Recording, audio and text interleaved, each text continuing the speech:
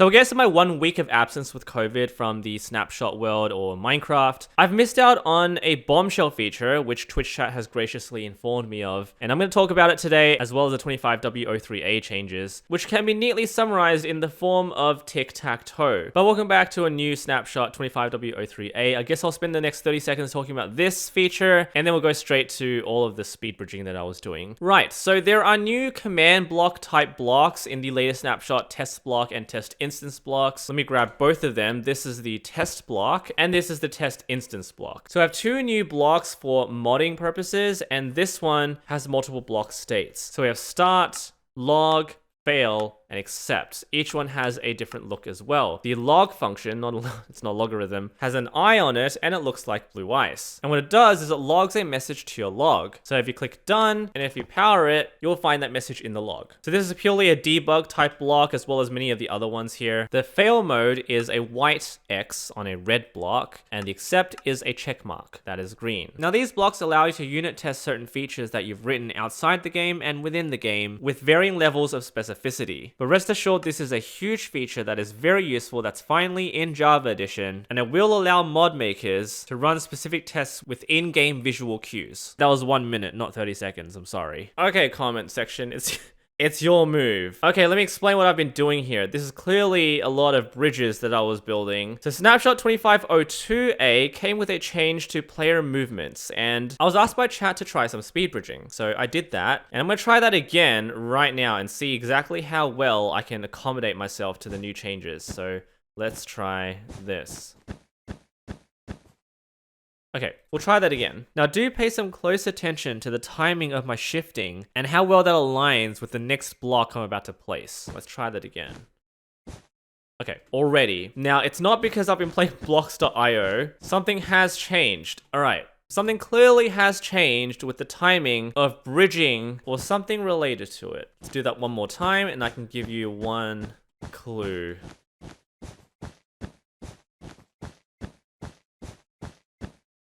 Okay, if you didn't see it, what's happened is that my shifting is a little bit early, and it never used to be that way. Obviously, the first try was a little bit quick. The last try, I was able to time myself a little bit better, but still, shifting was a little bit early. Not too early, just a little bit early, but that was enough for me to fall. Gonna downgrade my version now. Okay, so I was on the latest Snapshot, 25W03A. I'm back on 1.21.4, which is the latest stable release. And now I'm gonna try speed bridging again. And I hope I don't make a fool of myself because I'm trying to prove a point with the original movement speed.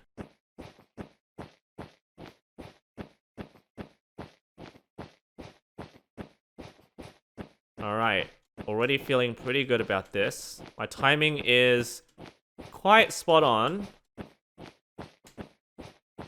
And I don't think I'm gonna fall. Okay, I'm definitely not falling. If I go back to the latest Snapshot, I'm just gonna fall all the time. To explain this, we need to talk about Pythagoras.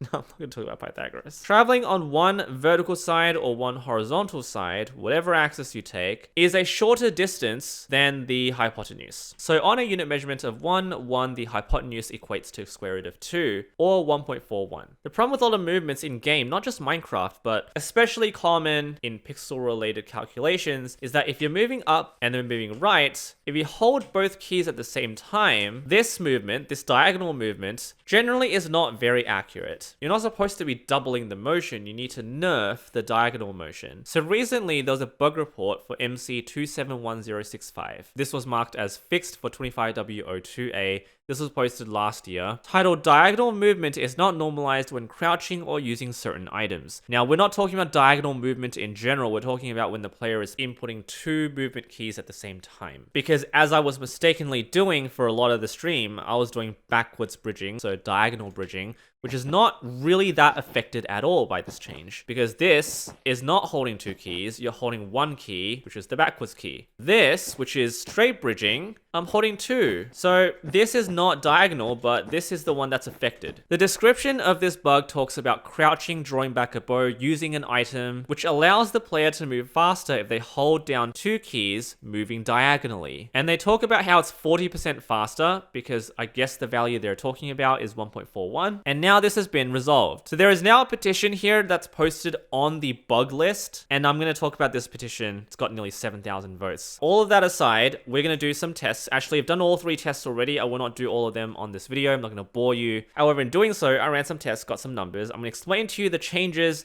mathematically. This is the timer on the right side scoreboard. I'm going to fix my rotation straight forward and then hold 2 buttons at the same time. I won't do the sprinting test. I will do the sneak test and the walking test. So the first one I'm going to do is sneak and then hold 2 buttons at the same time. And I'm going to walk across this yellow line that I put down. That command block that I stepped on will start the timer on the right side scoreboard. And I'm just going to keep walking, sneaking until I hit the command block all the way at the end. It's not too far away, but I'll just speed this up here. So nearly there. I'm at 500, 600 now. This is in ticks, so I've got to divide it by 20 to get the number of seconds elapsed. 774 ticks. Nearly 40 seconds is at 39 seconds just underneath that. So remember that number, reset my rotation, and I'm just going to walk. So this time I'm not going to press shift. Just going to walk from one side to the other.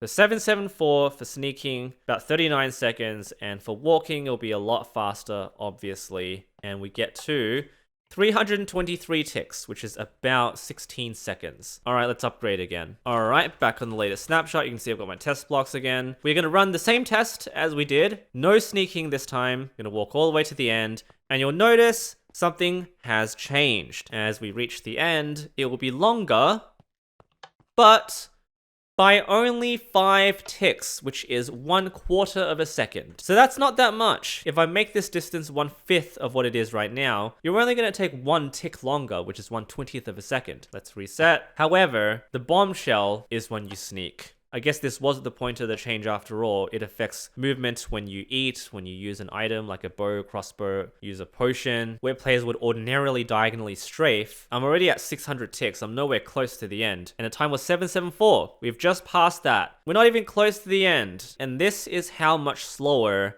it takes to shift and hold 2 keys at the same time. 1094, which is over 50 seconds, almost a full minute to travel from there to there. So here are the numbers. It appears that sprinting and walking don't have too much of a difference between each other, but with sneaking, you are now 41% slower than you used to be. So that is why if you try to bridge right now, holding 2 input keys, because doing this requires you to go down and right, bridging like this is just so much slower than it used to be. And I don't blame you. If you can't speed bridge right now in the latest snapshot, something isn't wrong with you. The game is slowing you down. And it does relate to the whole idea of Bedrock parity. Is this change to do with Bedrock parity because diagonally moving on Bedrock is slower than Java? Why have they decided to nerf Java in favor of Bedrock here? Why? With the competitive space on Java Edition, the history of the game on Java Edition, with parkour I can imagine just being absolutely destroyed. This passage here summarizes everything. It changes so much fundamentally with the game. On whatever side of the aisle, I hope you understand that this does affect a major fundamental part of the game. Yes, I know why they changed it. I don't really agree with the change. If the overarching objective of vanilla parity is to unite both platforms, this has the opposite effect. This is something Mojang needs to reconsider.